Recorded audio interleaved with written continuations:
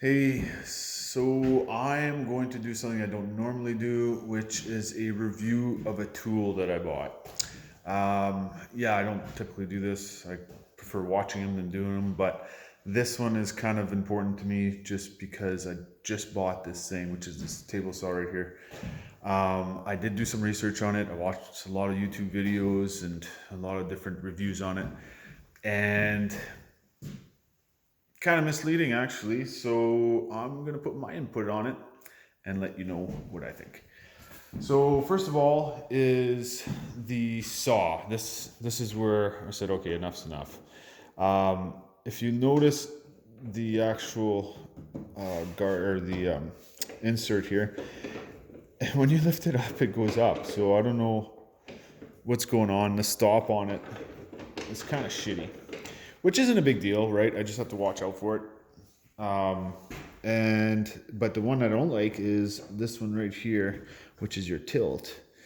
And your tilt, I like this part here. This little thing, it allows you to fine tune it to whatever angle you want. But if you bring it back to zero, it really doesn't have a nice stop on it. You can overextend it. It's not exactly clear on where 90 is, where it's set. So, I mean, I'm not going to trust that. I'm going to have to use my square every time, put it up against the blade, which means extending the blade every single time. Big pain in the ass. Yeah, I can't really do it with just one hand right now. That's pretty close. Yeah, so that's kind of a pain in the butt, especially, and I have to do it. I mean, when you're doing finishing, just a little bit off can throw off so much. So it's very important to have it at a 90. Another thing I don't like, this fence here, even on lock mode, I also have to check to make sure that's at a 90, which it isn't right now. So I have to put my square up against it, lock it in proper position.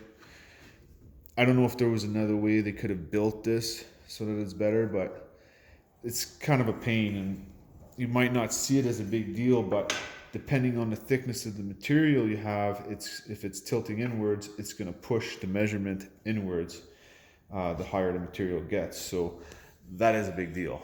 Um, what else? What else? What else? Oh, this thing here, your crosscut tool. They don't have a slot for it. It's like, really? You could have made something somewhere. I don't know. I haven't found it yet. Maybe I should have looked at the instructions or something. But yeah, I mean, I don't use it that often, but it's very nice to have when I need it. So it'd be nice to have a spot somewhere on the table saw so I don't lose it or whatever. I don't know. Maybe I'll just make something. I like this. This is nice feature, having your push stick right there, especially when you kind of forget you need it and it's just right there. So that's really cool to have. I don't like this cord at all. They give you a very short cord, does not reach my vacuum in the back there. I know that it's just my setup. I'm sure it's not like that for everybody, but really 2 feet of cord, just an extra 2 feet. I'm sure that wouldn't have cost that much, but whatever. I guess I'll have to rig something up for that too. Maybe put a new cord in. Another feature I like is the stop on this blade, which is pretty awesome. I like using my tape to my blades, so when I gotta stop it and measure a new setting right away, stops and I can get to it right away, which is a feature I know I'm gonna like. Haven't used it that much so far, but I know I'm gonna like that. This off feed mechanism, that's cool. I'm sure it'd be very useful for framers and stuff, people that don't use off feed tables. I always have an off feed table, so not really necessary. When I got the saw, the fence was not true to the blade, so I had to adjust that. This is just something that I'm not used to yet, but the fence itself, do I have lock? No. The fence itself, I know I'm gonna have to get used to it. It is a good system because it's always true once you got it in there.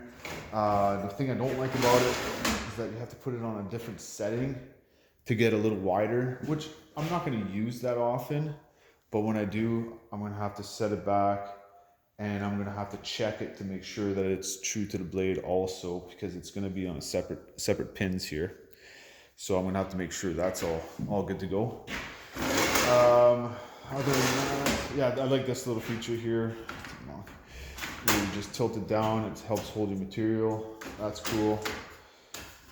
What else? I don't know if that's a good thing or not. I never use these things. I've been doing this for way too long. I just can't get used to it. And yeah, I mean, I had a Bosch before this. It was one of the first job saws for Bosch, I believe. Had it for over 10 years, and that thing was just absolutely awesome. But it was time to, store it away and get a new one. Also, the new Bosches out there, they're kind of shitty. They're not as good as those old ones. So I decided to go with this model. All in all, I mean, as far as power goes, it can do what I want it to do. It kind of lacks a little bit of power when I try going through a 2x6. Yeah, I don't know. I guess I got a little bit more testing to do. I've only tested it for 2 days, and these are the issues I found. Hopefully this helps someone that is planning on buying a saw like this, just to give you a little bit more awareness on what you're getting. Yeah. Give me a thumbs up if you like this one.